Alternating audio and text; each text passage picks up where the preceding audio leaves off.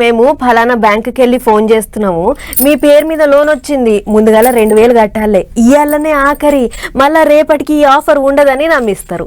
అది నమ్మి వాళ్ళు పైసలు పంపియంగానే ఫోన్ కలవకుండా పెడతారు. ఇక అప్పుడు కానీ తెలియదు మోసపోయినామని.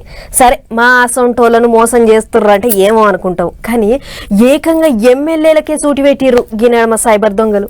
రైట్, సీదా ఎమ్మెల్యేకే సూటి పెట్టిర్రు సైబర్ దొంగలు. అవునంటే జనగాం ఎమ్మెల్యే పల్లా రాజేశ్వర్ రెడ్డి సార్కు లచ్చ, జడ్చర్ల ఎమ్మెల్యే అనిరుద్ రెడ్డి సార్కు ఇంకో లచ్చ, ఇద్దరికి చెరో లచ్చ తుట్టిపెట్టిర్రు దొంగ బడవేగాళ్ళు. నేను చెప్పుడు కాదు గాని ఎమ్మెల్యే సారే చెప్తుండే నూర్రి.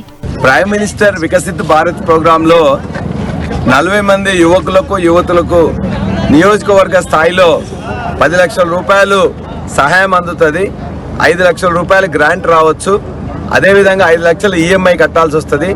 అదే రోజు లాస్ట్ డేట్ కాబట్టి అప్లికేషన్ డౌన్లోడ్ చేసుకోవాలంటే 2,500 రూపాయలు కట్టాలని చెప్పేసి వారు చెప్తే అసలు ఏమీ ఆలోచించకుండానే నేను మా వైఫ్ దగ్గర నుంచి వెళ్ళి ఫోన్ పే అని ఉంటే ఆ ఫోన్ పే ద్వారా 40 మందికి సంబంధించిన 1 లక్ష రూపాయలు చెప్పేసి కొట్టడం జరిగింది. అది ఇన్నరా సెంటర్ గవర్నమెంట్ పెట్టిన వికసిత్ భారత్ పథకం కింద 10 లక్షల వరకు రుణాలున్నాయి కాబట్టి 40 మంది వరకు పంచుకోవచ్చు. ఇయాలనే ఆఖరి, మనిషికొక్కలకి 2,500 లెక్కన కట్టాలని చెప్పిర్రట. సరే, వాళ్ళ కార్యకర్తలకు అక్కడికొస్తాయని 1 లక్ష రూపాయలు పంపించిండంట ఎమ్మెల్యే సారు. అటెంక తెలిసింది అది మోసమని. ఒక జనగాం ఎమ్మెల్యే సార్కే కాదు, అటు జడ్చర్ల ఎమ్మెల్యే అనిరుద్ రెడ్డి సార్కు కూడా ఇదే ముచ్చట చెప్పిర్రట. ఆయన తాన కూడా 1 లక్ష గుంజిర్రట. నీ వీడియోలో మంచి ముద్రిన దొంగ ఉన్నట్టున్నాడు. చూడబోతే ఎమ్మెల్యేలకు సూటి పెడితే మోసం అనుకోరు, నిజమైతేనే చెప్తారు అని నమ్మగొల్పిండు, నిండా ముంచిండు.